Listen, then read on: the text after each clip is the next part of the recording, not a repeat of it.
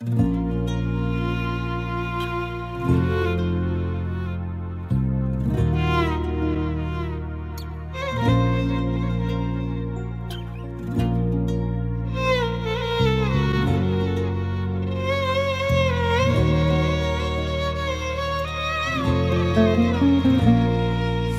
واسع واخضر اسمه جنة الخلدين، شاب بتيشيرت احمر وشه فرحان مش حزين، داخل بالخطوة مادد مستغرب المكان، دي الجنة يا شهيد ياللي مفيش زيك انسان.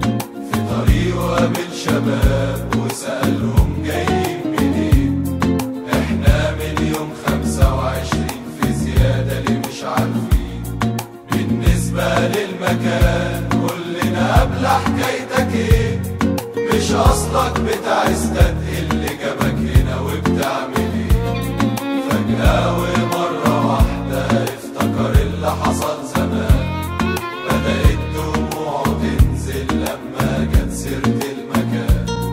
في الاصل ده كان مدرج وصباح غابة في غمض العين، الغدر في كل حتة اصحابي راحوا فين ليه مش باينين، الدم في كل حتة ريحة الموت في كل مكان. راح فين هدف المدرج، راح فين صوت الشجعان، شايف بعينيا غدر من داخلية الكلاب، معرفش ياخد حقه بإيده قام واخده بقفل الباب.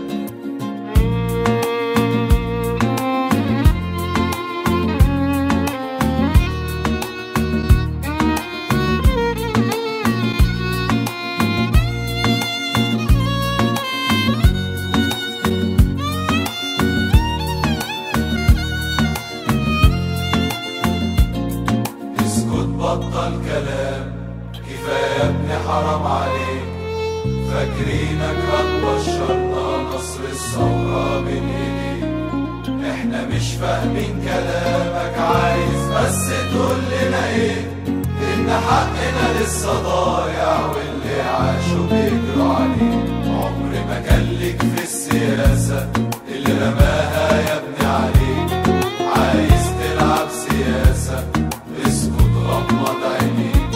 رد وقال طول عمري ثوري والاهلي جوا عينيا، والاهلي اللي معلمني عمري ما فرط في الحرية. منهم ظهر السكوت والصمت ملا المكان، ويبان في عينيهم حسرة عالكفاح بتاع زمان. في غشاوة على العيون مش مصدق الحقيقة، لسه